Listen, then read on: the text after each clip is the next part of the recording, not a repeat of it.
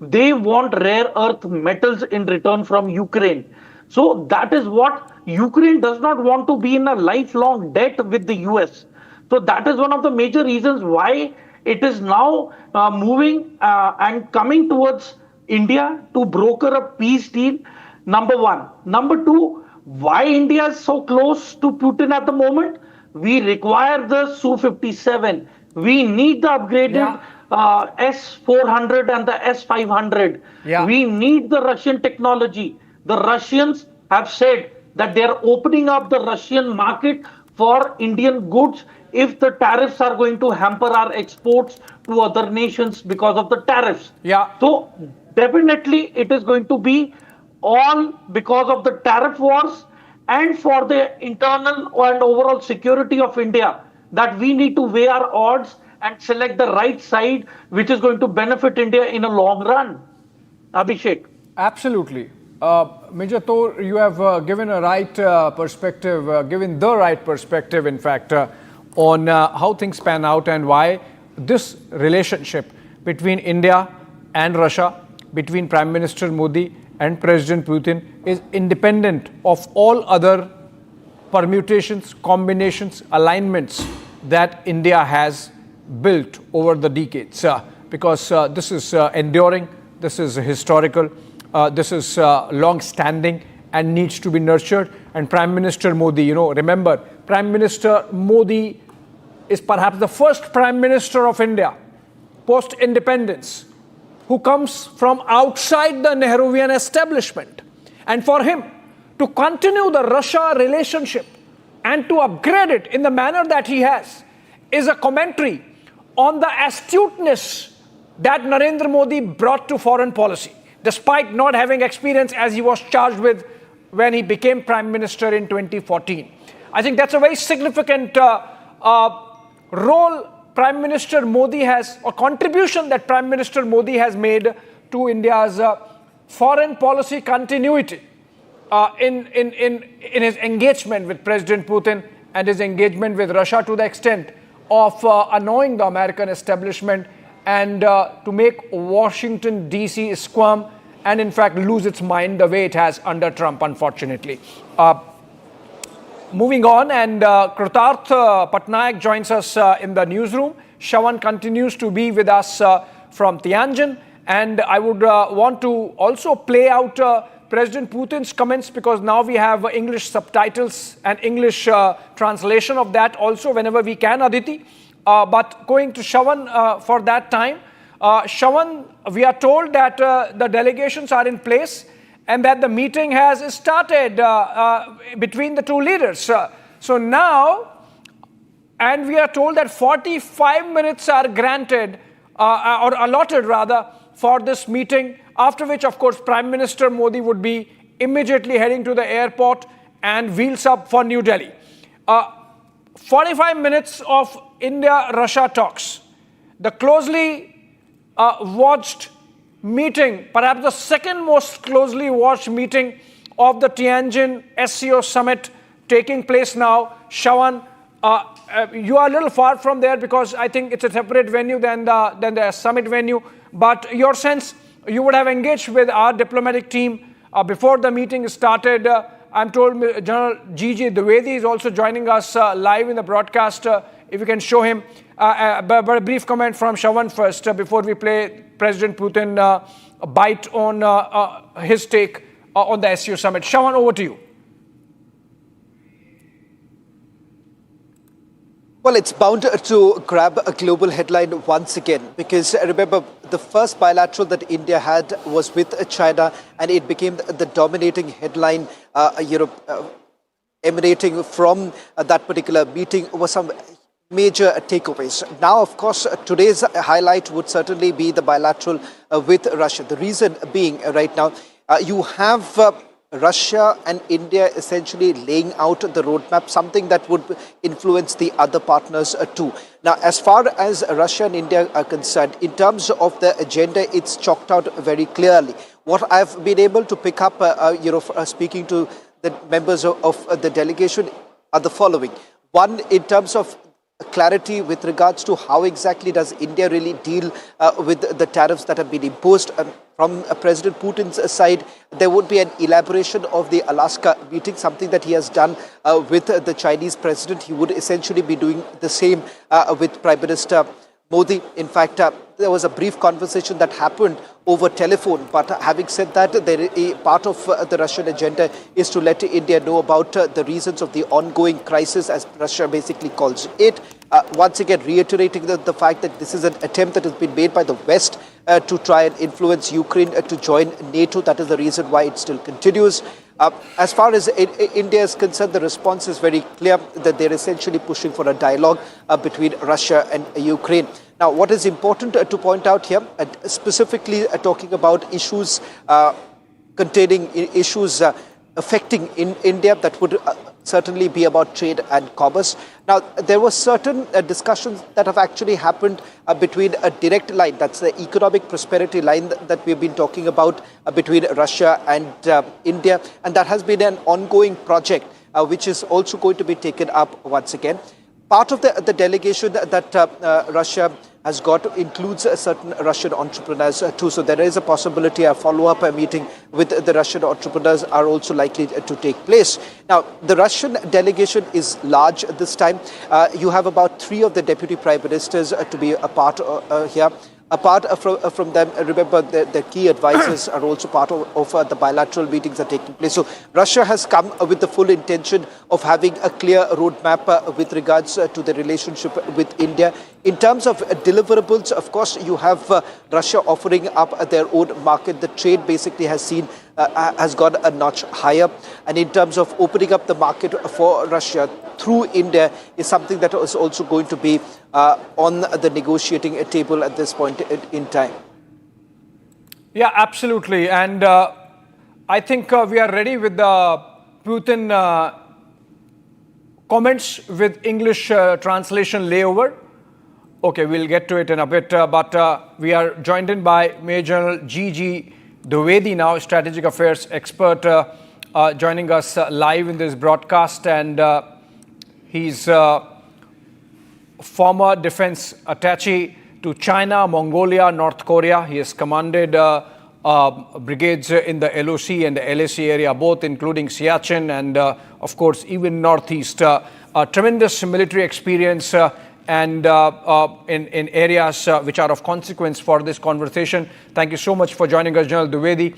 And your opening comments on the developments of the day. Are we seeing a realignment with China? First up, do you agree that we should be okay with this realignment, or we are still cautious but then engaging because that's what diplomacy is about?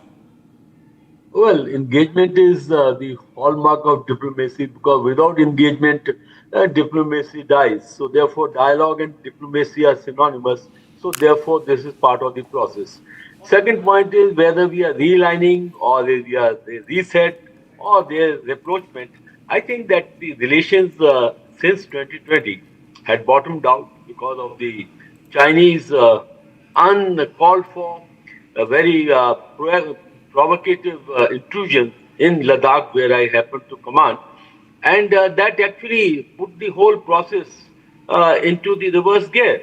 And especially it so happened when there were 2 very important meetings between Prime Minister Modi and President Xi Jinping at Wuhan in 2018 and thereafter Mamallapuram in 2019. So now that relation actually has taken a serious hit, and now is the time to repair and try to get the relationship on track. But what I would say that the differences between India and China are very deep. They are not only related to the border, where China claims Arunachal Pradesh as their own territory, and how Chinese are actually pitching in South Asia, trying to build up new alliance between Bangladesh, Pakistan, Turkey, and China at the helm.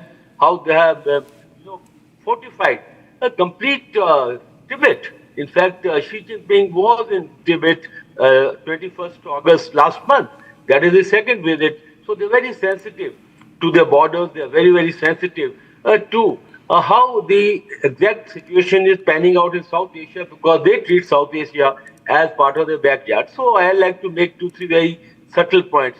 I don't think we are realigning.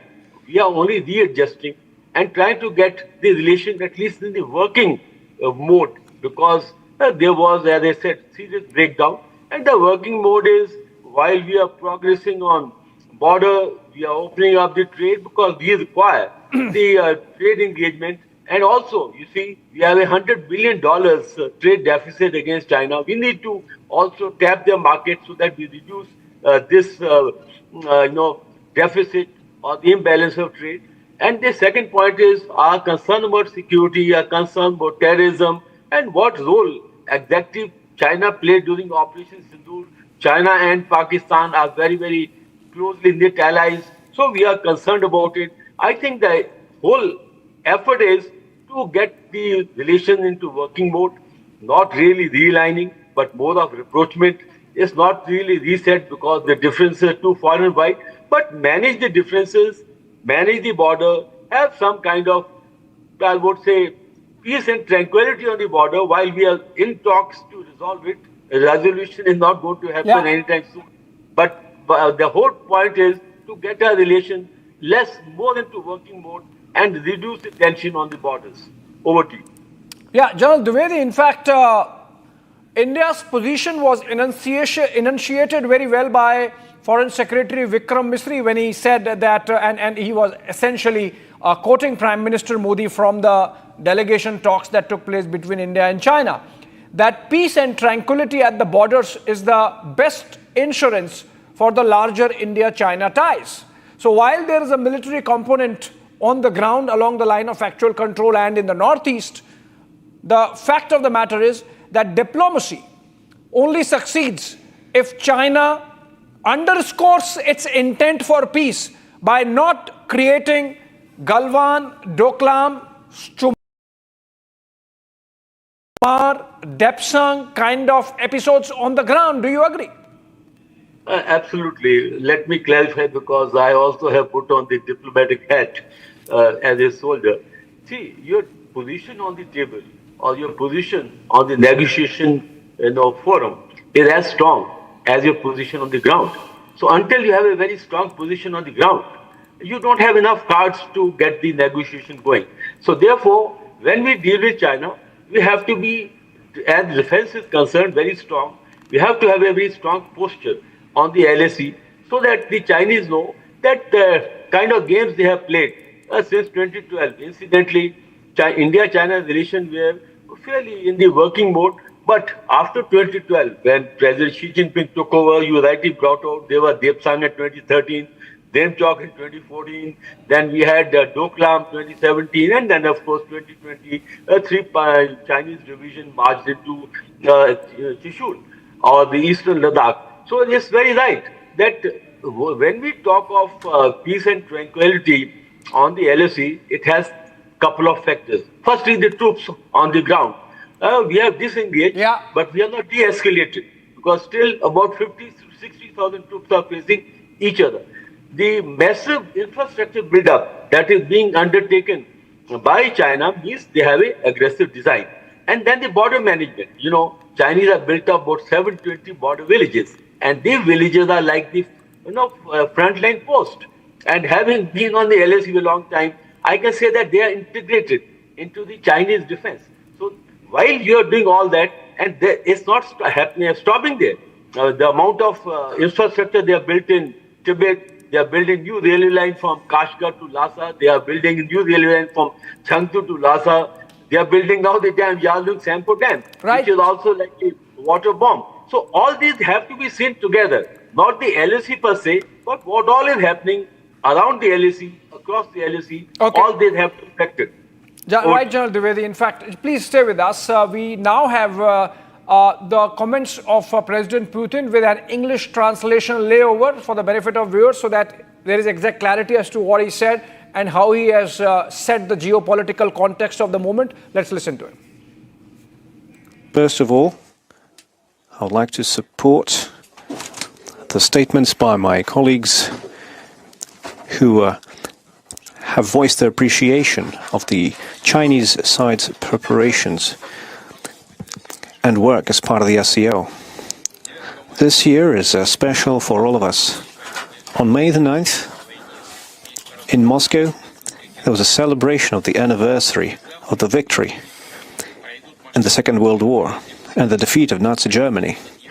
And in Beijing, there will be a celebration of the victory over Japanese militarism. Crushing Nazism and militarism was made possible thanks to the cohesive ties between the peoples of the world. In the aftermath of the Second World War, the United Nations was established, which is also celebrating its 80th anniversary this year. Its charter incorporated the principles of the supremacy of international law, the self-determination of peoples, sovereign equality of states, non-interference into the domestic affairs of countries, independence, and respect for national interests.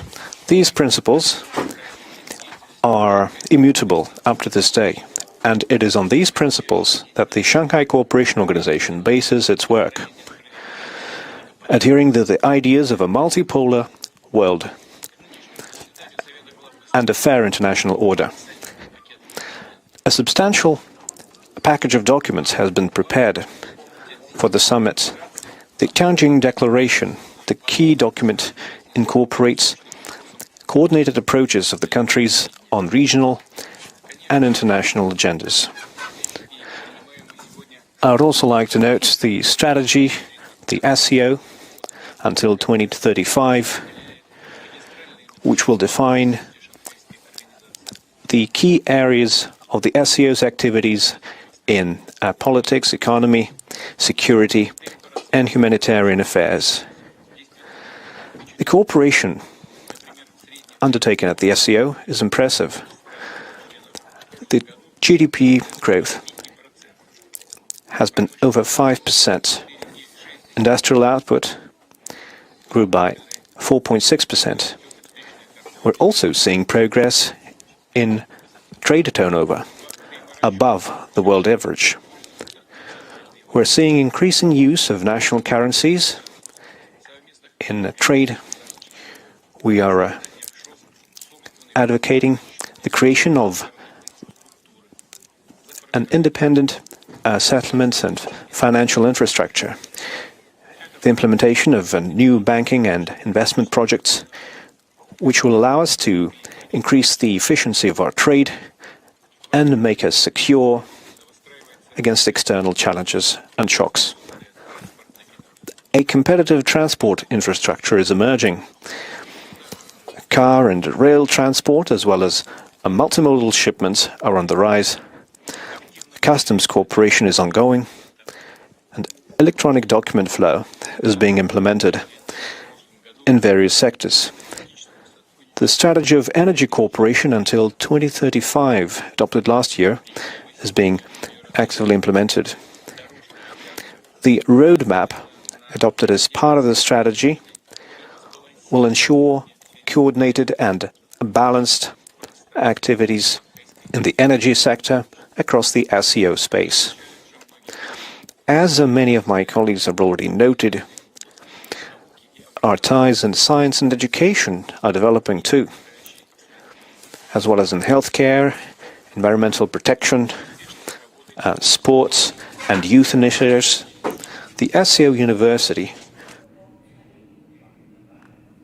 So those were the initial remarks of President Putin there at the SCO Summit when the Leaders Summit opened earlier today, emphasizing the increasing role of the regional summit of SCO leaders now getting global prominence, and perhaps the entire West will be very keenly listening to these remarks for the rest of the day to decode the laywork that the President has laid there. At the moment, the bilateral meeting between President Putin and Prime Minister Modi is underway, and we'll be right back after a very short break with more inside details of what exactly is happening in that historic bilateral meeting. Stay tuned, ladies and gentlemen. We'll be right back.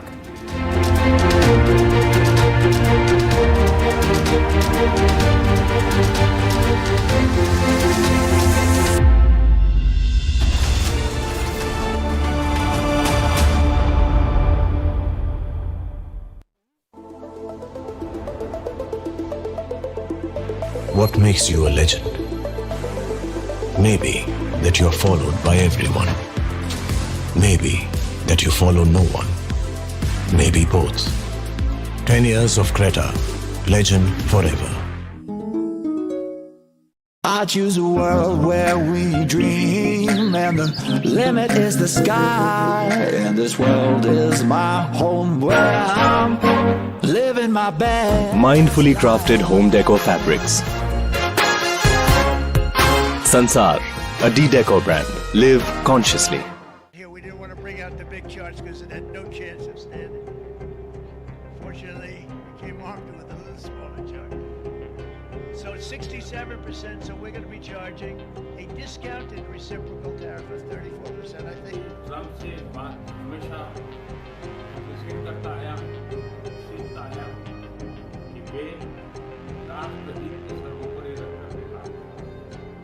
They're the World Health Organization.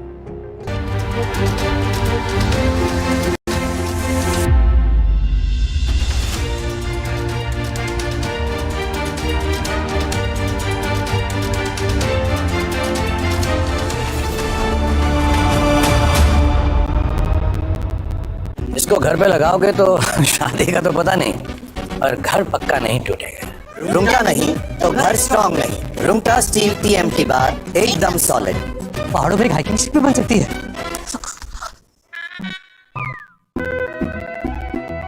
केसरिया से मन जोगी हुआ रे, दिल झूमे देखो पटवारा हुआ रे। केसरिया से मन जोगी हुआ। हर पल मनाओ केसरी त्योहार। विमल, बोलो जुबान Kesari. I'm headed to the northern port city of Tianjin in China to cover the largest ever SCO Summit in history. This would be the Prime Minister's first visit in 7 years since.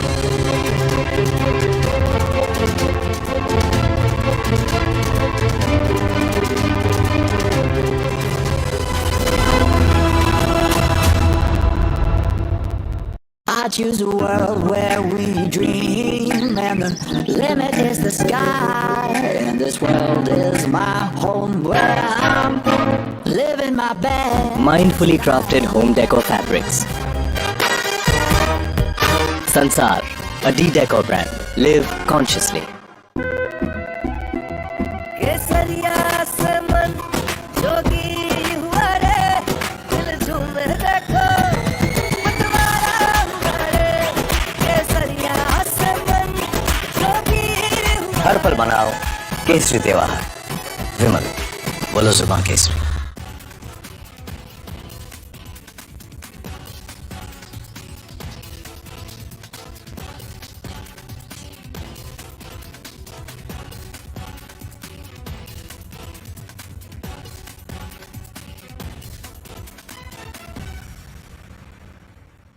Yesterday, a coward decided to take our 8-year-old son Fletcher away from us. Because of their actions, we will never be allowed to hold him, talk to him, play with him, and watch him grow into the wonderful young man he was on the path to becoming. Justice for Ralph! Justice for Ralph! Justice for Ralph! Justice for Ralph! Families in Minneapolis are mourning. Our Greater Annunciation Fellowship is mourning. Our entire city is united in grief, and at the same time, based on this incredible group of people that has assembled here in City Hall, we are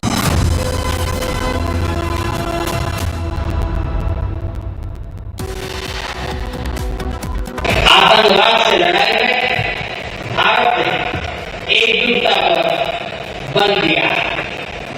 इसमें SCO रैस की बहुत महत्वपूर्ण भूमिका रही। इस वर्ष भारत ने terror financing के खिलाफ आवाज उठाई। With Pakistan PM Shehbaz Sharif in attendance, PM Modi slams terrorism and SCO rakes up the Pahalgam attack. Excellency, हमें स्पष्ट रूप से और एक स्वर में कहना होगा कि आतंकवाद पर कोई भी डबल स्टैंडर्ड्स स्वीकारने नहीं होंगे। Prime Minister Modi's big message at the SCO as he calls out the double standards, calls it unacceptable. Tianjin Declaration of SCO Council of Heads of States condemns terrorism has been signed and adopted.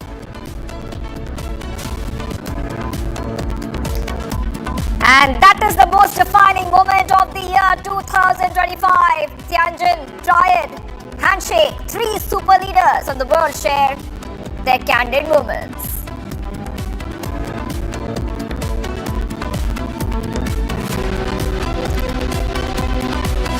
And a picture that rattles the United States as the Putin-PM Modi bilateral will start very soon.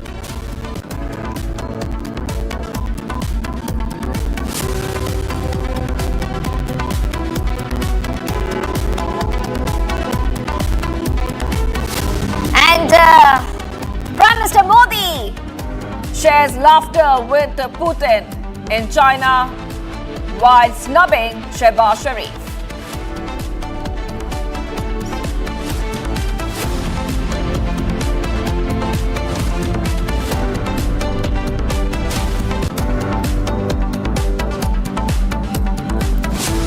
Alright viewers, well, I'm breaking up Shivangi Shukla, getting you the latest coming in, and it is the big historic SCO Summit, and a short while from now, Prime Minister Modi and Putin are going to have a bilateral meeting. We have a guest with us. We have with us Major Tur, we have Major General Gigi Dwivedi, and we have Professor Brahma Chelani. All 3 of our guests joining us, and very soon I'll be joined by our Senior Executive Editor Abhishek Kapoor in a short while from now. I just want to go across to our first guest for today, Professor Brahma Chelani, who's joining us right now on Republic TV. And Professor, you know, as we wait now, that the big focus is right now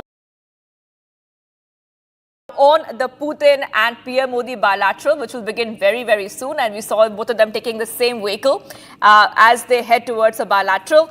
And this is coming as India is buying a record amount of discounted Russian oil, which New Delhi in India has made very clear that we will continue doing this despite US pressure, because we do not want the US to pressurize us, because our economy is our economy. Yes, Professor. Yes, but I think Trump's tariffs and sanctions on India have little to do with Russian oil and everything to do with his effort to strong arm India into a one-sided trade deal. He wants a trade deal on his terms, the way he imposed his will on the European Union, on Japan, and on South Korea. So he's using India's Russian oil purchases as a crude bargaining tactic to muscle India into accepting a lopsided trade deal. And the trade deal that he wants is not just about trade, about economic issues. He's also bringing in strategic and foreign policy issues under the umbrella of the trade deal. In other words, the trade deal that he wants will constrict India's strategic autonomy and foreign policy autonomy. There's no way India can succumb to this kind of pressure. If his sanctions and tariffs had anything to do with Russian oil, he wouldn't have singled out India with such actions. After all, China is the world's biggest buyer of Russian oil and gas, and the European Union contributes more to Russia's coffers through its energy imports from Russia than India does by buying Russian oil. So what Trump is doing, he's basically using naked coercion to make India accept the deal that he wants. But he doesn't understand India. You know, India may be open to persuasion, but it cannot be bullied into accepting a trade deal on Trump's terms. Those US presidents in the past who have tried to bully India, like Nixon did, or even more recently, when Joe Biden tried to do that after the Russian invasion of Ukraine, the Biden administration tried to bully India by threatening India openly in public that if India does not take a side in the Ukraine war, if it stays neutral, the costs and consequences for India would be, quote unquote, strong and long term. Now, that kind of bullying attempt only reinforced India's determination to stay neutral in the Ukraine conflict. Trump is mistaken that he can bully India into submission. No, he has unleashed 3 attack dogs. One is Peter Navarro, his trade advisor. Another is the Treasury Secretary Scott Bessent. And the third guy is Trump's top economic advisor, Kevin Hassett. These 3 are taking turns to attack India almost daily, not realizing that what they're doing is only hardening India's resolve. Mr. Chelani, I just saw a post from US Embassy in India. This is about 6 minutes back. And it says the partnership between the United States and India continues to reach new heights, a defining relationship of the 21st century. This month, we are spotlighting the people, progress, and possibilities driving us forward. Now, this seems like templated, at the bureaucratic level, trying to continue with the set agendas. But is it really the defining relationship of 21st century at the moment? And is it really, trying to reach new heights or plumbing new depths? Well, the U.S. Embassy in New Delhi is putting up a brave face by using old language. But the U.S.-India relationship being a defining partnership of the 21st century is a phrase that 2 successive U.S. administrations have used to describe the special relationship with India. It was the Trump first term administration that used that phrase for the first time, and Joe Biden administration continued with that phraseology. In fact, Trump's first term was the best period in US-India relations. US-India ties flourished in Trump's first term in a way that they had not thrived under any previous US president. And the irony is that today, the same president who brought US-India relations to a new high is demolishing that relationship virtually, is unraveling that relationship with actions that are detrimental to America's own long-term interests. Yeah. But India is not the only target of Trump. He is also unraveling America's key relationships with close allies, European Union, with Japan, with South Korea, with Canada, which is also bearing the brunt of his disruptive policies, with Mexico, for example. So what Trump is doing is he has turned disruption into his governing creed. Mr. Chelani, in fact, there is a post coming in from Donald Trump where he seems to be wishing good night, which means he's effectively trying to project a picture, rather, that he's unaffected, that he's not watching these pictures coming out of Tianjin in China. I think even as the US Embassy in New Delhi giving an impression of FOMO, fear of missing out. That's why, so between FOMO and JOMO, which sentiment is American sentiment really is my question. Samarpal Toor, if you can come in there. The Americans were with the notion of selling the F-35s. They were with the notion that the Indian weapons inventory would become Americanized. Then ultimately they faltered where they thought that India will take orders from the Americans. So basically, this is backfired. And the maximum advantage that anyone can possibly take, my enemy's enemy is my friend. That is exactly what Russia and China are doing right now, that we see unfold right now in front of our eyes. And I am telling you that China and Russia are going to go to all depths to convince and agree with India as much as possible to keep US away, because the only reason why Americans see India as an important strategic country is because of the Quad, and Quad is weak. Because, last month, President Trump was actually asking the Australians that please tell us what do you wish to do in case there is a war and a takeover of Taiwan by China.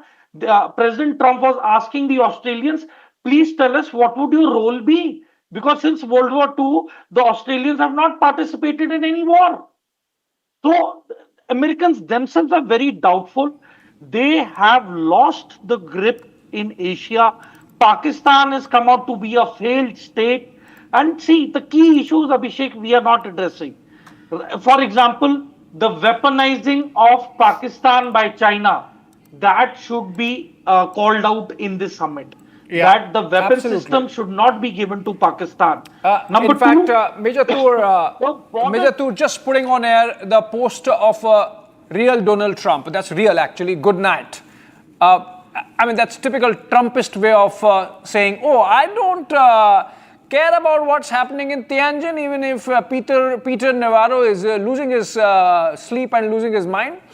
And even Trump, perhaps, obviously is, watching these developments rather closely. That American president does. But he's trying to present a picture of nonchalance. In the case of the US Embassy here in New Delhi, it's FOMO of fear of missing out. In the case of Donald Trump, it seems like FOMO means fun of missing out. And that's why he's saying good night. I mean, we are trying to sort of connect the dots. Maybe they are not, but in geopolitics, at that level, every message has a deeper meaning. It's not every day that President Trump wishes good night.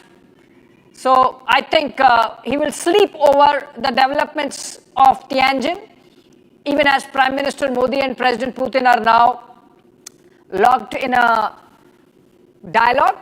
And it's just to underscore how seriously the Russians are taking it. President Putin is accompanied by his Foreign Minister Lavrov, his Press Secretary Peskov, and his Chief of Staff Yuri Ushakov. And these are really powerful people, part of the Putin team, who are accompanying the president in the talks that are taking place between the two leaders, President Putin and Prime Minister Modi, even as Donald Trump goes to sleep and wishes good night. So I think these are all connected, actually, in some ways. The American embassy, of course, is trying to do a salvage operation, I would say. Mr. Chelani, you seem to be agreeing with that. Even as President Trump tries to present a picture of nonchalance, the embassy here is doing its job. They are trying to salvage the relationship or whatever is left of it. Well, this is what an embassy is supposed to do. An embassy is supposed to underpin a relationship with the host country by continuing to harp on the positive elements. No embassy of any country seeks to do anything that would undermine the relationship with the host country. The fact is that what Trump is doing is counterproductive to America's own interests. This is the leader of the MAGA movement. Instead of seeking to make America great again, he's hastening America's relative decline and accelerating the shift toward a truly multipolar world. Trump has corroded America's alliances and partnerships, and he has diminished America's international credibility. And by turning disruption into his doctrine, He's providing the very shock therapy the international system needs to break free from US dominance. I think China and Russia are very pleased that Trump is doing what he is doing. He's aiding their agenda. He is playing directly into the hands of China. Yeah. He's also playing into the hands of China by treating India more harshly than China. Yeah. He first tries to build up India as a counterweight to China. Now he actually treats India more harshly than China. So if there was anybody in India who was willing to be used by the US as a proxy against China, would have second thoughts today. Absolutely. John Dwivedi, you think that in the talks that are happening between Prime Minister and Putin, military collaboration and taking it further, making it stronger in the backdrop of Operation Sindoor could be on the table despite all the American pressure on Russian oil trade? Well, before I come to your question per se, I'd like to make 2-3 important statements. Firstly, national policy, geopolitics are not a one-day match. They are over a period of time. So what Trump destructive, work that he is doing, I think we will be able to weather this storm because that's not what America, by and large, thinking. Trump is an aberration. So we need to sit tight and take this storm and then figure it out. Second point is in the diplomacy or in national policy, there are two dimensions. One is tactical, one is strategic. Our strategic interests are still more aligned with the West, our value system more aligned with the West. We willy-nilly are not in the RIC camp because that's not where our value system or our systems are aligned. The third point is, as you wanted a specific answer on India-Russia defense deal, you see, till about 10 years, I would say since 2010, we have starkly diversified our defense requirement. At around 2010, our defense from Russia was about 70%. Today, it is about 40%. We have diversified to France, we have diversified to America, and also to Israel and other players.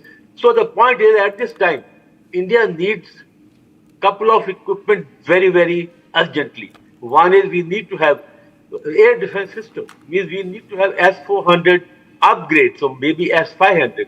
Now that is what is available from the Russian inventory, because we are not going for the Patriot system. So therefore, we have, and we did buy this despite a lot of pressure from America. Yeah. Secondly, we need fifth generation fighters. Yeah, John Dwivedi, we are just getting a confirmation that, it's a little delayed information that the meeting has commenced between the two leaders. This is with a time lag of about 10 minutes, which means we are already into the meeting, where the delegations were already in place. The two leaders traveled together in the same vehicle to reach the venue. We saw those pictures from earlier. There is a bit of a sad development also showing in the tickers, that of the earthquake in Afghanistan, which has led to loss of life. It seems like it is getting bigger. About 622 or more people are reported dead. It was an earthquake in the morning on the Richter scale of 6+, and that's a big earthquake in a mountainous region like Afghanistan and has consequences.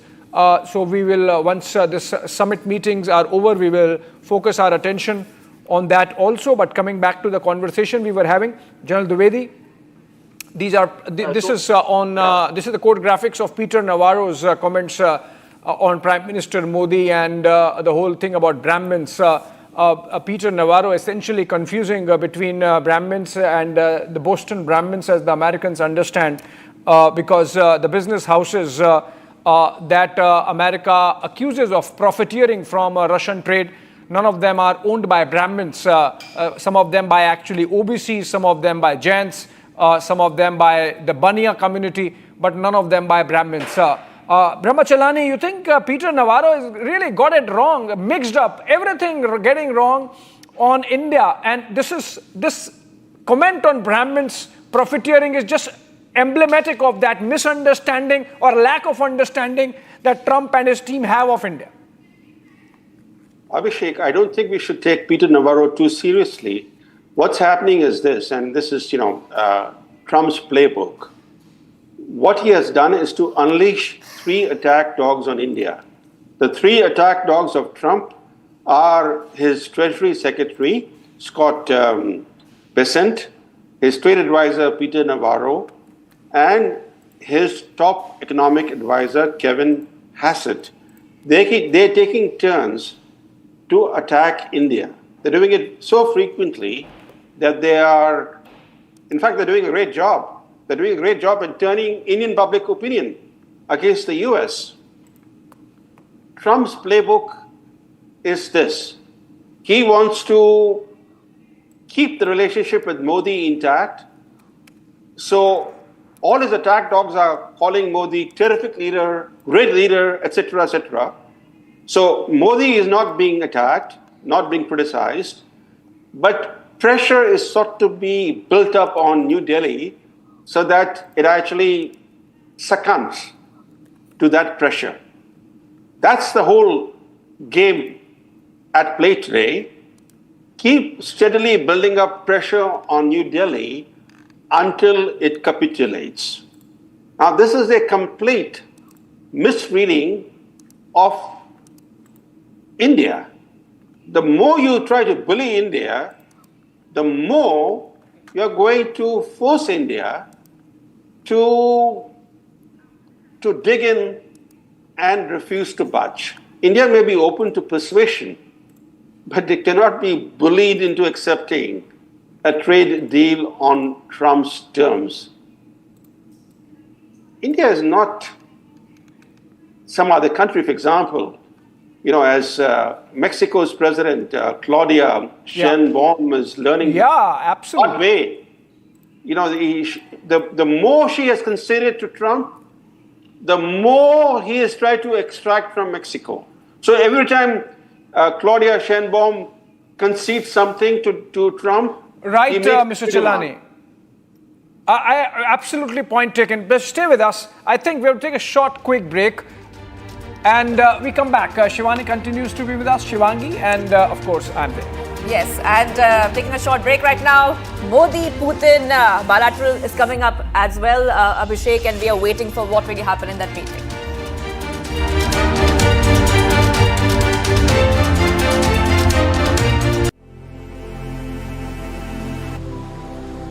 Being a legend means reaching a point where no one else has. To give others a dream worth chasing. 10 years of Creta, legend forever.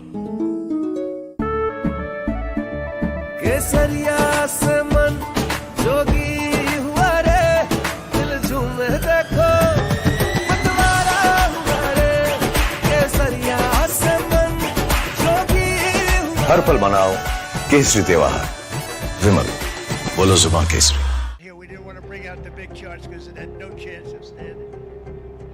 Fortunately, we came armed with a little smaller chart. So it's 67%, so we're going to be charging a discounted reciprocal tariff of 34%, I think. Trump से बात हमेशा मुश्किल करता आया सीखता आया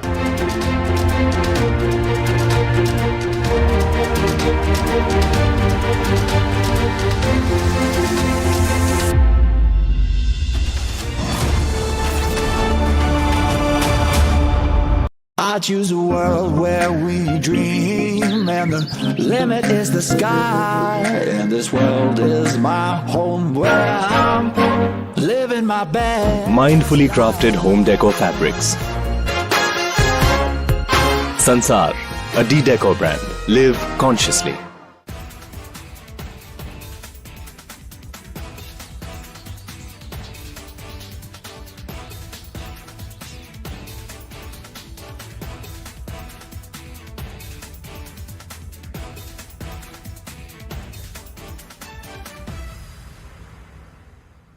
Here we didn't want to bring out the big charts because it had no chance of standing.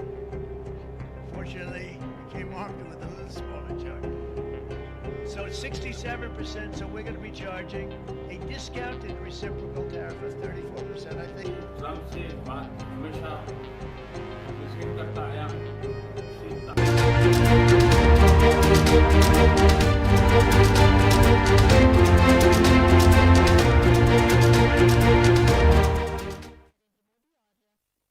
First pictures, Abhishek, of Prime Minister Modi along with Vladimir Putin, the bilateral meeting that is on. These are first pictures coming in. It has begun. Yeah, absolutely. There is no audio yet. We will get the audio in a bit, and that would be after the opening comments of both the sides. But in the pictures, we can see President Putin is speaking. Okay, these are APT and visuals. We will get our own agency visuals just in a bit. This is where the two leaders went inside. First, the handshake. Nth time they have done the handshake. This is really riling the West. This is really making the West irritated, you mean, Abhishek? Uncomfortable, perhaps, Niranjan, because they thought that India was in their pocket, and they were conducting themselves in a manner as if they can get away with the bullying, and they are realizing that it's not happening. And then to top it, you have those pictures of banter, camaraderie between these leaders. The fact that Putin is accompanied with a very powerful delegation. You can see to his right, you have Sergei Lavrov, the foreign minister. To his left, I believe it's Ushakov. I will have to wait for the camera to zoom out so I can confirm whether it is Yuri Ushakov, his chief of staff. Okay, the audio is there. Okay. Governments ग्लोबального युга и востока. ये एक संगठन है जो global south और east के देशों के नेताओं को प्रयास मिलाने को एक मंच प्रदान करता है. Усилия по созданию в Евразии архитектуры равной и неделимой безопасности.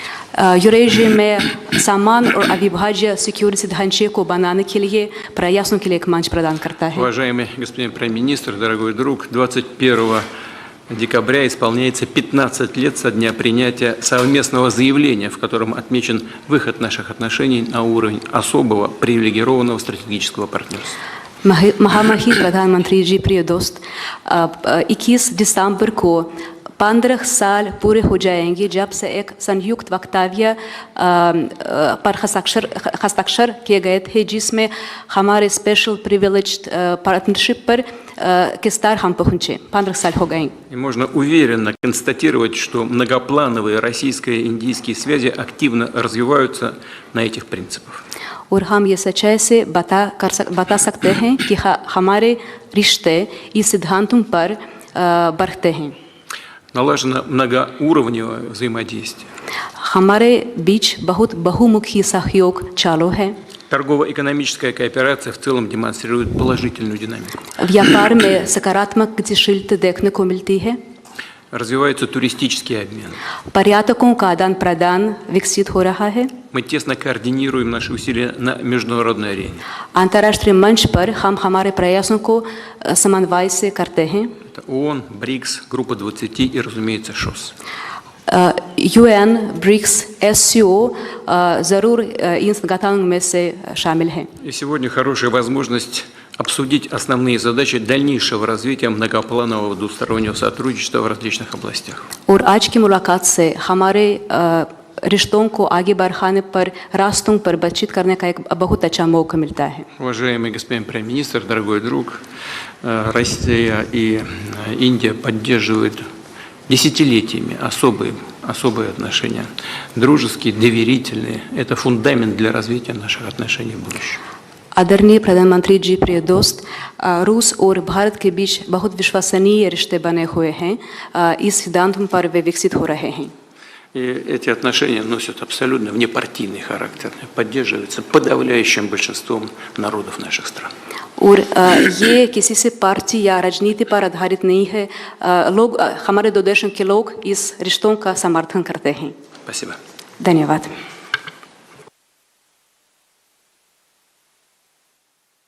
आपसे मिलकर बहुत खुशी हो रही है और मैं हमेशा अनुभव करता हूँ कि आपको मिलना मतलब एक यादगार मीटिंग भी होती है, बहुत सी चीज़ों की जानकारियों का आदान प्रदान करने का अवसर मिलता है. Ваше превосходительство, дорогой друг, очень рад вас видеть. И каждый раз, когда я с вами встречаюсь, у меня бывают особые чувства и ощущения, и это дает нам возможность регулярно обмениваться мнениями по разным вопросам. हम लगातार संपर्क में रहे हैं. दोनों पक्षों के बीच नियमित रूप से कई उच्च स्तरीय बैठकें भी हुई है. इस वर्ष दिसंबर में हमारी 23वीं समिट के लिए 140 करोड़ भारतीय उत्सुकतापूर्वक आपका इंतजार कर रहे हैं. Мы постоянно находимся в контакте, проводятся регулярные встречи на высоком уровне между двумя сторонами. В декабре текущего года 1,4 миллиарда индийцев с нетерпением вас ждут в Индии для нашего 23-го по счету ежегодного саммита между нашими странами. एक्सेलेंसी, ये हमारे special and privilege strategic partnership की गहराई और व्यापकता का परिचायक है. कठिन से कठिन परिस्थितियों में भी भारत और रूस हमेशा कंधे से कंधा मिलाकर चले हैं. हमारा करीबी सहयोग न केवल दोनों देशों के लोगों के लिए बल्कि वैश्विक शांति, स्थिरता और समृद्धि के लिए महत्वपूर्ण है. Уважаемый господин президент, это свидетельствует о том, насколько глубоким и всеобъемлющим является наше особо привилегированное и стратегическое партнерство. Даже при самых тяжелых обстоятельствах Индия и Россия всегда шли вперед, плечом к плечу. Наше тесное сотрудничество имеет значение не только для народов наших двух стран, но и для обеспечения глобального мира, стабильности и процветания. एक्सेलेंसी, यूक्रेन में चल रहे संघर्ष के विषय में हम लगातार चर्चा करते रहे हैं. हाल में किए गए शांति के सभी प्रयासों का हम स्वागत करते हैं. हम आशा करते हैं कि सभी पक्ष कंस्ट्रक्टिवली आगे बढ़ेंगे. संघर्ष को जल्द से और स्थायी शांति स्थापित करने का रास्ता खोजना होगा. ये पूरी मानवता की पुकार है. एक्सेलेंसी, एक बार फिर आपका मैं हृदय से बहुत बहुत धन्यवाद करता हूँ. Уважаемый господин президент, по теме продолжающегося конфликта на Украине мы регулярно обмениваемся мнениями. Мы приветствуем все недавно предложенные усилия для установления мира и надеемся, что все стороны будут подходить к этому вопросу конструктивно. Необходимо искать пути для скорейшего завершения конфликта и установления мира. Это и есть призыв всего человечества. Ваше превосходительство, дорогой друг, еще раз большое спасибо. Очень рад вас видеть. Спасибо. धन्यवाद.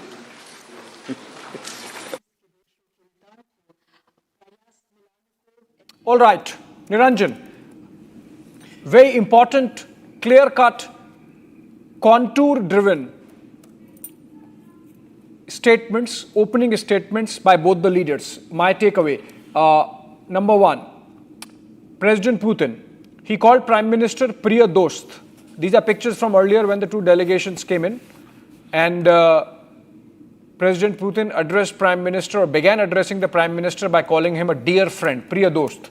And then he said, December 21, I think he gave away the date when he would be traveling to India. He said it's a strategic, marks 15 years, December 21 this year marks 15 years of Russia's, India's special global strategic partnership. And so, and it's a multi-dimensional cooperation spanning trade, tourism, international coordination on UN, BRICS, SCO. Then he said, the meetings that take place regularly between the two sides firm up the relationship even further. He called the India-Russia partnership one of deep trust. Then he said that it is bipartisan and it goes beyond the domestic politics. Those were the opening comments of President Putin. My most important takeaway is that he said that it's a long-standing relationship. The same thread got reflected when Prime Minister Modi started speaking. He said that every meeting with President Putin is memorable and insightful.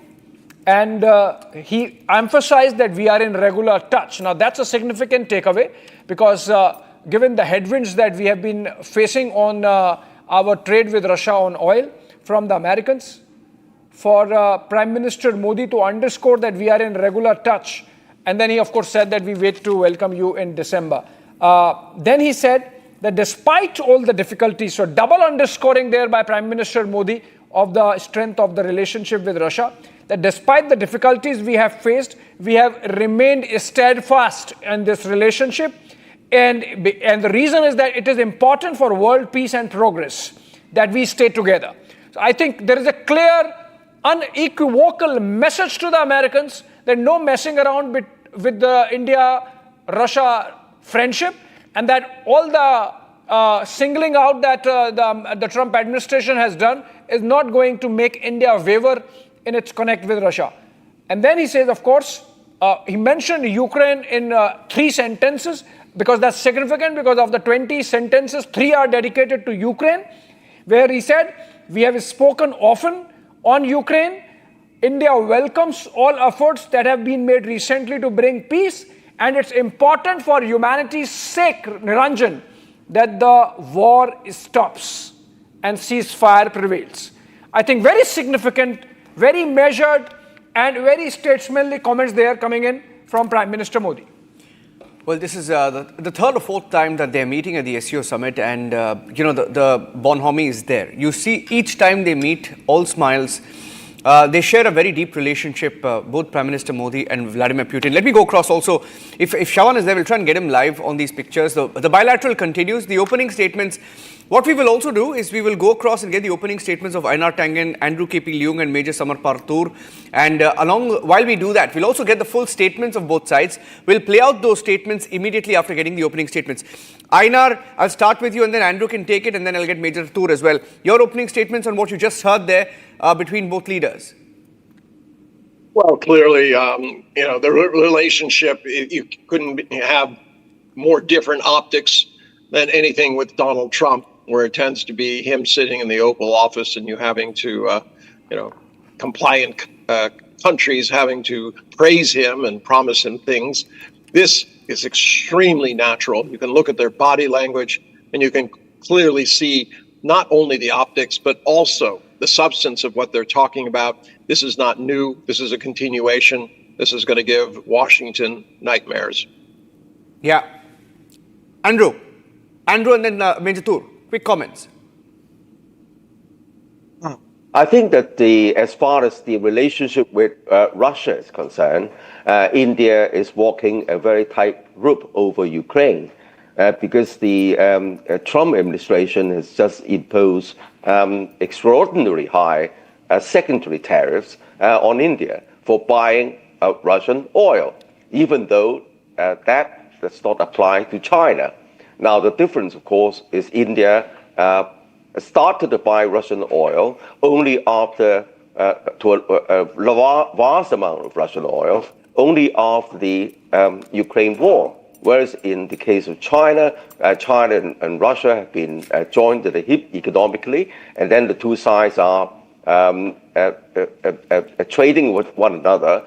Russia is the world's biggest export of energy and as agricultural products, and China is the biggest customer. So this economic relationship dates back well before the Ukraine war. Here lies the difference. But however, the second challenge for India in this relationship with Russia is, of course, that he makes reference to the United Nations. And also, this is also a tightrope for China as well, because even though India is a very close partnership with Russia, buying Russian arms, for example, and also increasing trade, and China particularly, of course, is a all-weather partnership.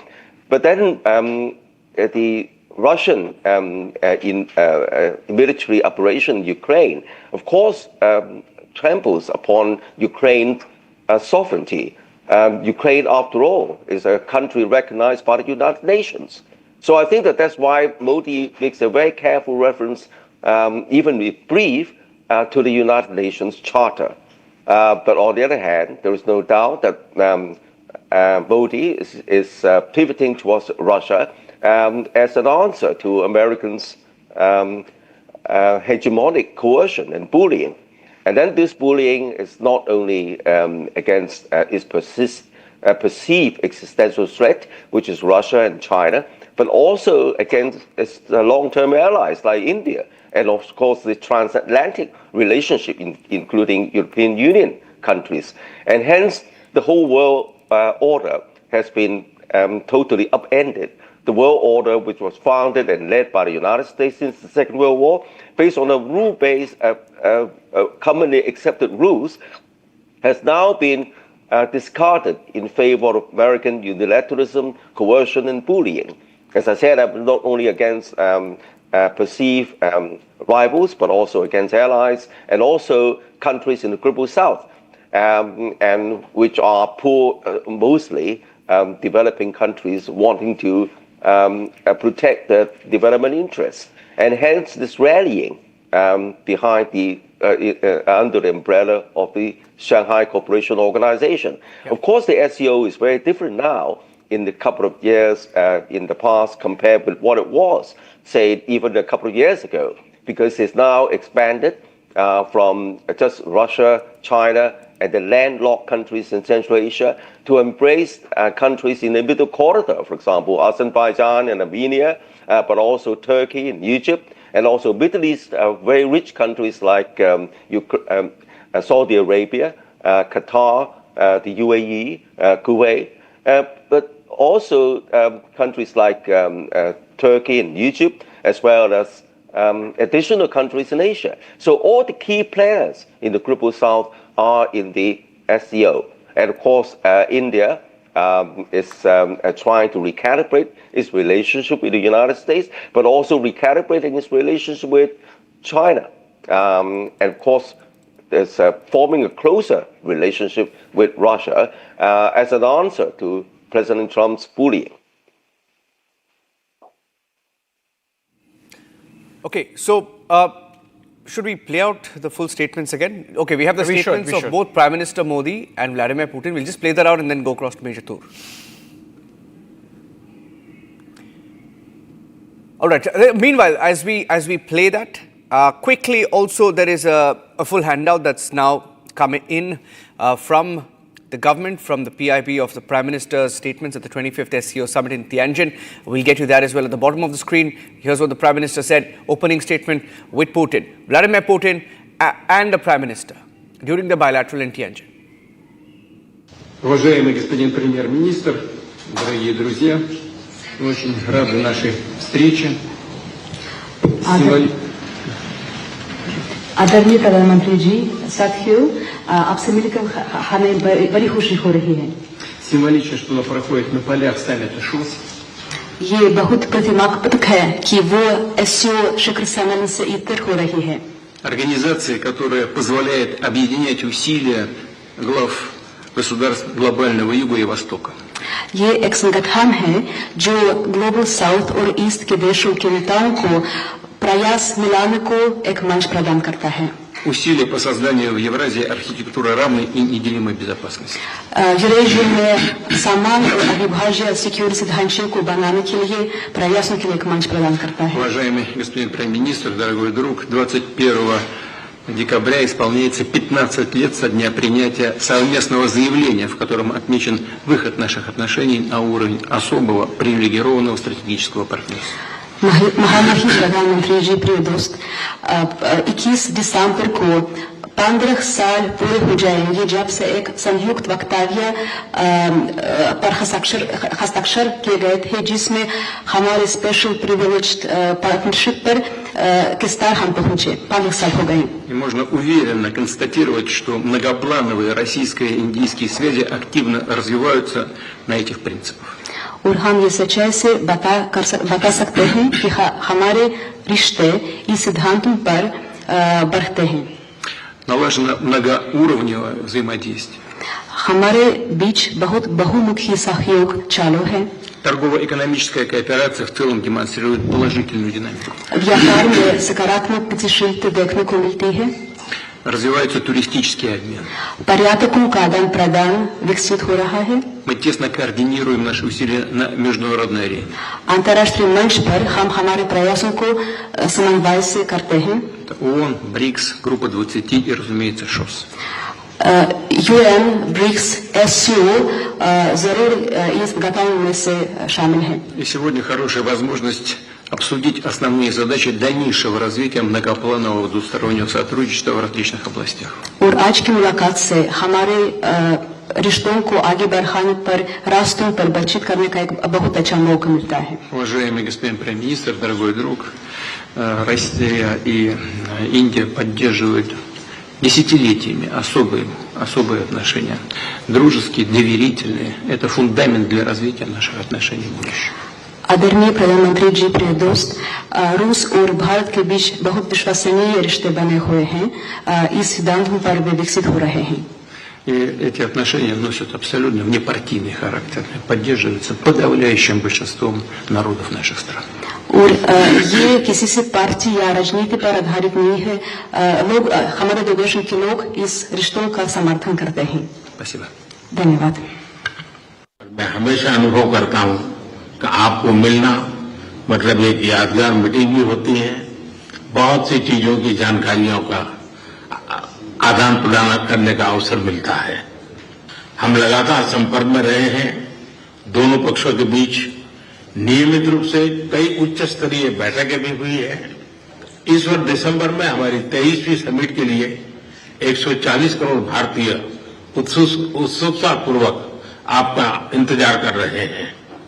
Excellency, ये हमारी special and privilege strategic partnership की गहराई और व्यापकता का परिचायक है. कठिन से कठिन परिस्थितियों में भी भारत और रूस हमेशा कंधे से कंधा मिलाकर चले हैं. हमारा करीबी सहयोग न केवल दोनों देशों के लोगों के लिए बल्कि वैश्विक शांति, स्थिरता और समृद्धि के लिए महत्वपूर्ण है. एक्सेलेंसी, यूक्रेन में चल रहे संघर्ष के विषय में हम लगातार चर्चा करते रहे हैं. हाल में किए गए शांति के सभी प्रयासों का हम स्वागत करते हैं. हम आशा करते हैं कि सभी पक्ष कंस्ट्रक्टिवली आगे बढ़ेंगे. संघर्ष को जल्द से जल्द खत्म करने और स्थायी शांति स्थापित करने का रास्ता खोजना होगा. ये पूरी मानवता की पुकार है. एक्सेलेंसी, एक बार फिर आपका मैं हृदय से बहुत बहुत धन्यवाद करता हूं. Yeah, they say that we're oiling the Russian war machine. There you have Prime Minister Modi telling Putin, end the war, saying we want to see an end to the war.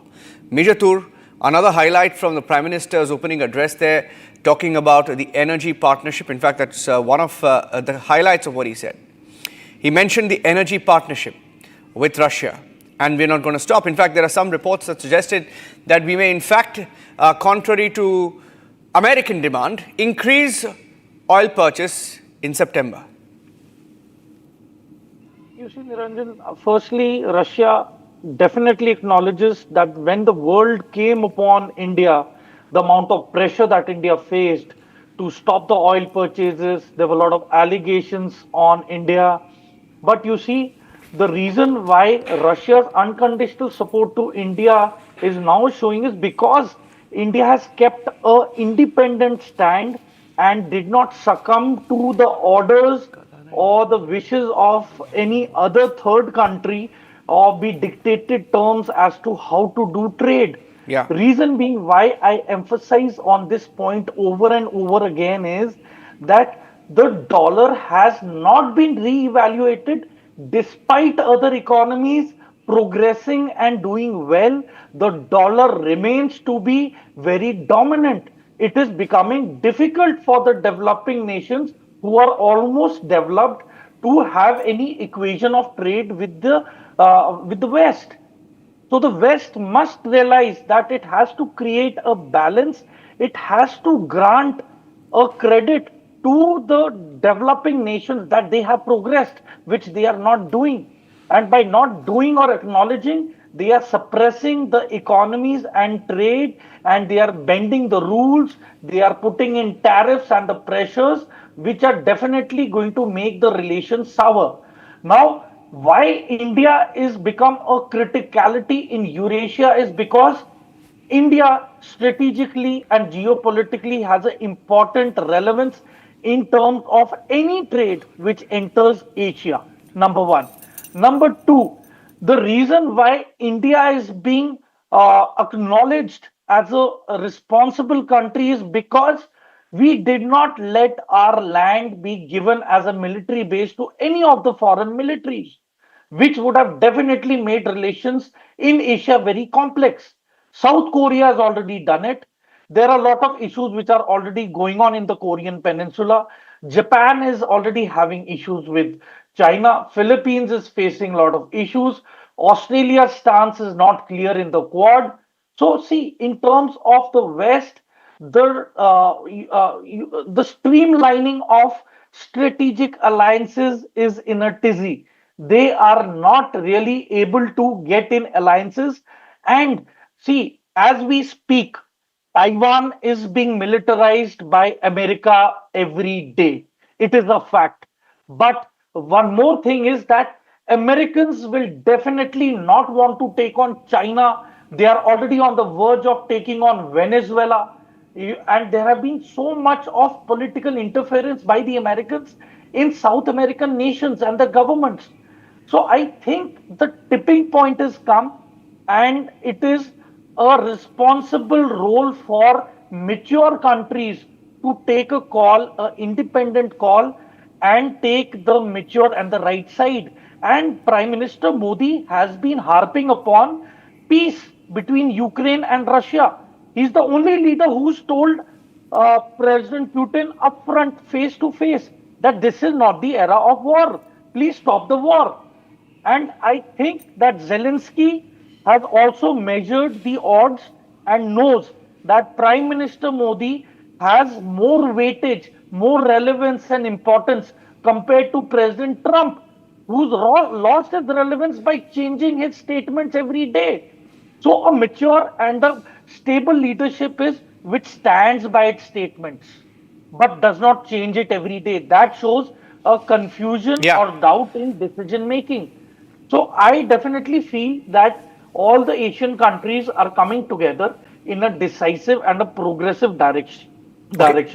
And as far as issues between China and India are concerned, I definitely feel that if India brokers a mature role in brokering peace between Russia and Ukraine, I am very confident that President Putin will definitely broker a once and for all settlement between China and India in terms of its border issues, which is the key issue. And after that, I'm sure things are going to be streamlined, and we will respect each other's political and diplomatic stances in the times to come. Okay, I'm going across to Shravan now. Shravan, you've heard the opening statements. I think they've laid out the agenda very clearly on expected lines. Of course, Energy made a mention of the kind of relations that India and Russia share. Most importantly, I think following that phone call with Zelensky on Saturday, there is a clear intent from India to end the war. In as many words, saying we want to see an end to the war at the earliest. Shravan?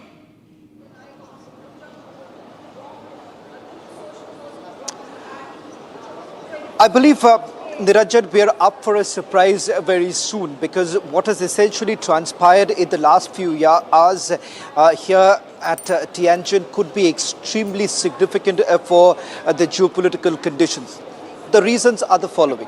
One, the fact of the matter is that America essentially did not realize that we are going to be able to amend our ties with China, which does not augur well for the Americans. Number one.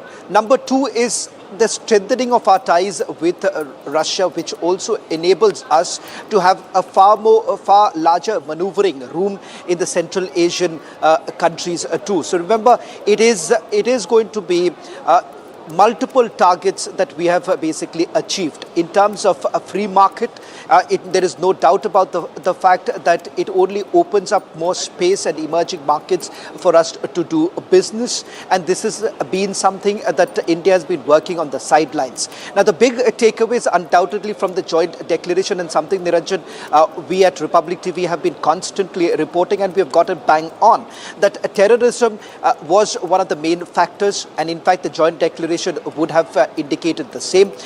Interestingly, if you actually join the dots, look at what President Xi Jinping and Prime Minister Modi had essentially discussed yesterday during the bilateral on the sidelines of the SCO Summit. What were the words that were essentially used? And look at the same very words which have now found a mention in the joint declaration. What does that mean? I'll leave it to the analysts there for their better understanding. I'm only sticking to my reporting here. The fact of the matter is that these are words that have, for the first time, you would have actually heard from the Chinese, where they're talking about terrorism, they're talking about extremism, they're talking about separatism.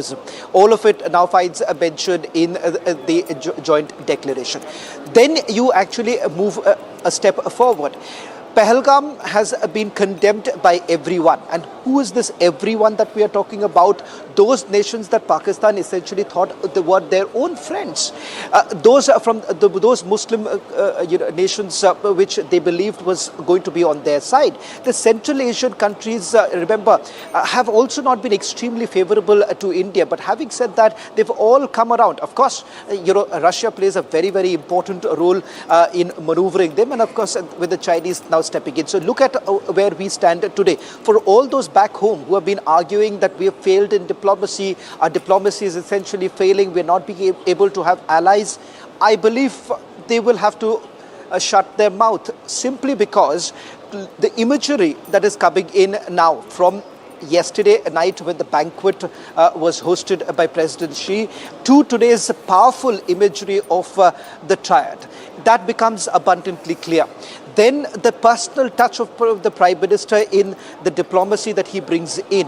When you have Prime Minister Modi sitting in that same very limousine along with the Russian President, it again goes a step forward, that too without a translator. The last that President Putin did was in America, where the stakes were higher for the American president. But here it is about an equalizer factor.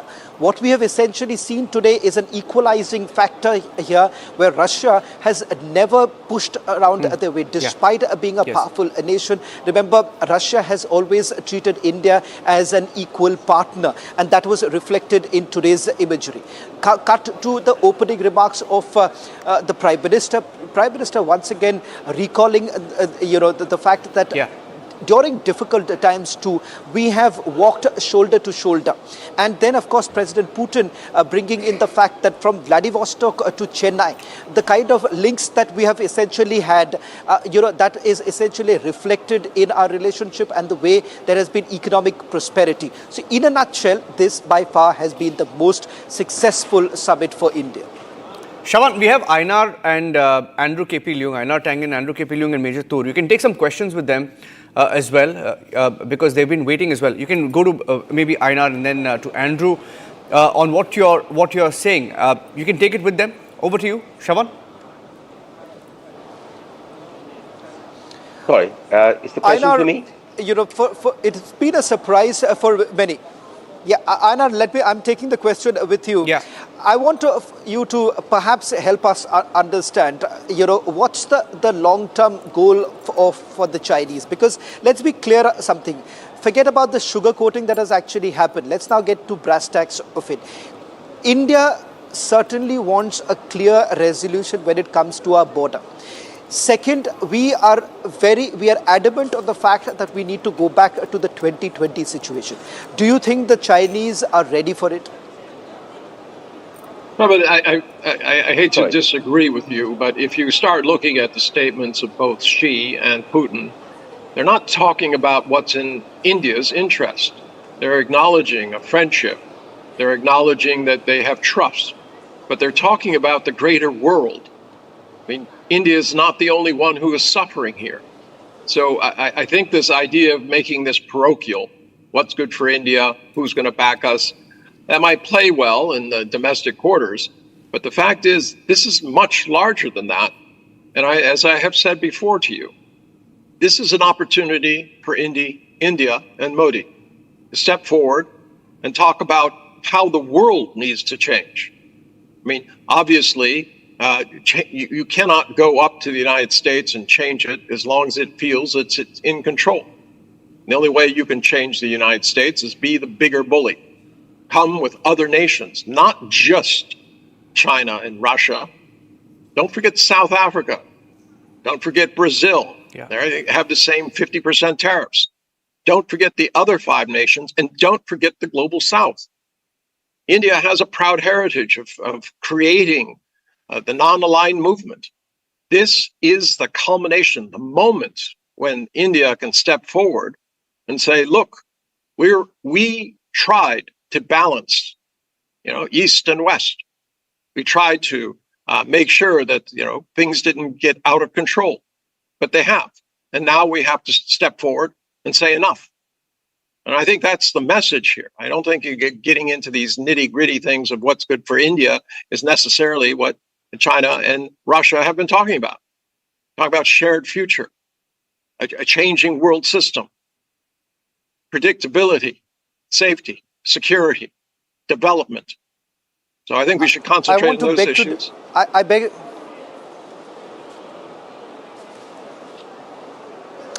Einar, I beg to differ on the position that you've essentially taken by saying that this is not a reductionist way of looking at it. We're talking about the bilateral. Of course, it's for the larger good of the SCO partners. But having said that, Andrew, I want to bring you in and perhaps draw it further, because we ought to look into the minutiae here. That if you want a lasting peace, that lasting peace can only happen when you resolve some of the key issues. And the Prime Minister was very, very clear in his talks with President Xi, where he's made it very clear that you can't move on without resolving the border issues. There have been frameworks in place. Let's be honest here, they have been violated. The trust deficit does exist. Let's be very clear here. There may be a lot of excitement all around, but we'll have to, perhaps tone it down to come and brace the reality that we still haven't got to a position where we have been able to reduce our troops. Well, of course, the SCO is a multilateral forum, not just for India or China, but the global South, and trying to create a fairer, a more just, and more cooperative world order, in spite against President Trump's unilateralism and bullying. So that's the main theme of the whole SCO. But you're talking bilateral relationship, and I'd like to address very important points there. As far as bilateral relations with China, there is no way that you can resolve this huge historical differences between the two countries on a piece of paper. I mean, the two sides need to scale down the conflict, as what happened in recent months between the two leaders, to scale down the conflict in the border so as to create a positive environment for continuing dialogue. But I don't think that you expect the China to concede on, for example, Tibet. As I said at the beginning, Tibet is a long established historical, perhaps unfortunate collision, and that's caused by the British India. I mean, Tibet, if you look at history, it was part of the same province, but now half of it has now become a province of India. So I think that both sides could, the best to hope for is to agree to disagree, and then try to prevent conflicts and work on areas of cooperation. Now, as far as the bilateral with Russia, let's face it, who are the main levers to end the war? I don't think it's China. I don't think it's India either. I think that you can see that the war is a proxy war between the United States and Russia. And then, of course, Russia, with military operations, of course, is a contravention with the United Nations Charter. But of course, there's a lot of double standards in the case of the United States as well. And now the supply of arms and ammunition is from America. And then the European Union countries, fearful of Russia's influence, are involved. And so they are the main levers. And of course, Zelensky is now being marginalized by Trump, who wants to end the war. But of course, Russia is also trying to push the envelope as well, the gains on the ground. So it's more complicated. And then, of course, what India and China hope for, of course, is a peaceful Ukraine. And then hoping for a ceasefire. So I think that there's a lot of negotiations are still carrying on. And then it depends on the main levers of power in this long-standing proxy war. So I think that, anyway, coming back to the SCO, it's not about a bilateral so much, even though bilaterals are important. It's about creating a just and fairer and more cooperative world order. Okay, I do understand that you are influenced by the Chinese history and particularly with regards to Tibet. Now, there is a differing opinion on that matter. I'm not getting into the specific of it. I completely understand that you're influenced by your own history, but the understanding is very, very different. Having said that, yes, at no point in time have I said that the SCO Summit is about India and China. Of course, the fact that they are the most influential partners here and the bilateral talks that have essentially taken place and they've become the global headlines. Nikita, if I can bring you in with regards to the role that Russia has essentially played. I want to focus a little bit about the RIC because a lot of talk is actually going on that there's a possibility of a trilateral to take place, and the stage has now been set after a very, very successful SCO summit where what India essentially wanted, what China essentially wanted has now been fulfilled, which puts Russia in a great position to now take this forward. Of course, with the Russian president extended his stay, there is much more that's going to happen tomorrow in Beijing. As far as I understand, the role of the Beijing consultations is to build a new international system of trade and international relations. Because the actual system, based on the World Trade Organizations and other structures controlled by United States, became a weapon of the tyranny, of the control over other countries. In fact, we see at the Ukrainian case that United States using those positions to implement sanctions against everyone who backs Russian will for sovereignty, who is ready to continue trade with Russia and Russian allies. Of course, it means that, in fact, the United States is now actually act as a gangster. So we have no choice but to build our new system based on respect, sovereignty, and equality of all countries.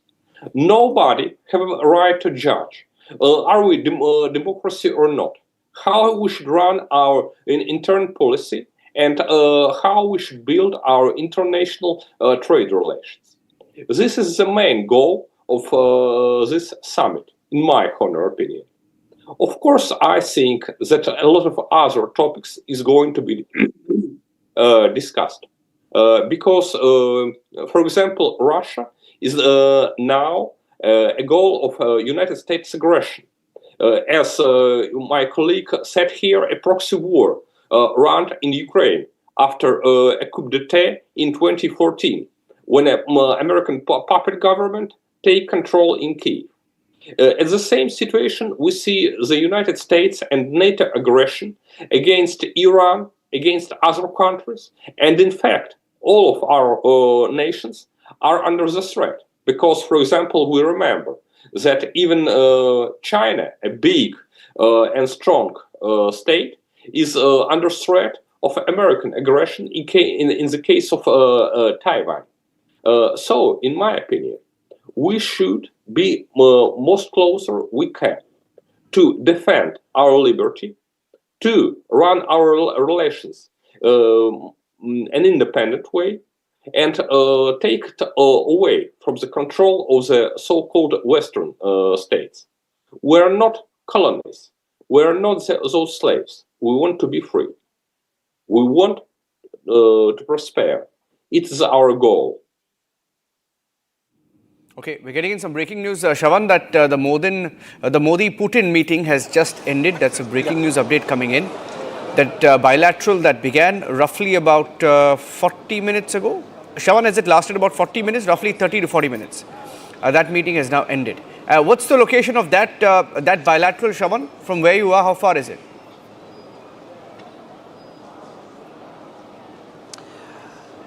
Well, in fact, it's at the hotel where Russian President Vladimir Putin is staying. That's the Ritz-Carlton, which is roughly about 20 to 25 minutes away from the Beijing Convention Center where we're currently broadcasting from. It's also the venue of the SCO Summit. So soon after the bilateral, Prime Minister Modi will be wheels up for Delhi after a very, very successful meeting that he has essentially had, Niranjan. And in fact, all the objectives that India had basically laid out for themselves and the diplomatic team had basically cut out for themselves, the task that was cut out has now clearly been achieved. And if I can just quickly, in a nutshell, take it forward and then perhaps bring in Major Sabarpal Toor also. Major Sabarpal Toor, I believe that having this kind of a discussion with the Russians, particularly at a time where there's going to be enhanced defense cooperation in terms of the fighter jet acquisition and more importantly, the S-400 defense missile system, which I'm given to understand the second batch is also going to come in. I'm not too sure whether at all the brass tacks of it has been discussed, but it's clear that with regards to the Russian defense cooperation, that too is on a high. Well, Shravan, you see, presently what is happening is that there is an overhauling and upgrade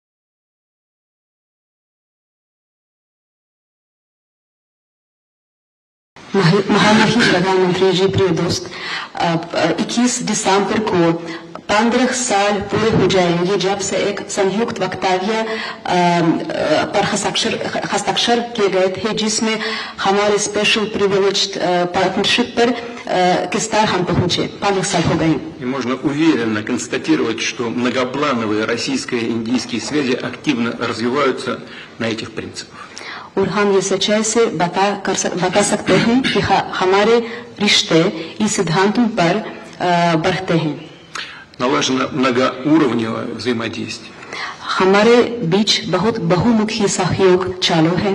Торгово-экономическая кооперация в целом демонстрирует положительную динамику. व्यापार में सकारात्मक गतिशीलता देखने को मिलती है। Развивается туристический обмен. पर्यटकों का आदान प्रदान विकसित हो रहा है। Мы тесно координируем наши усилия на международной арене.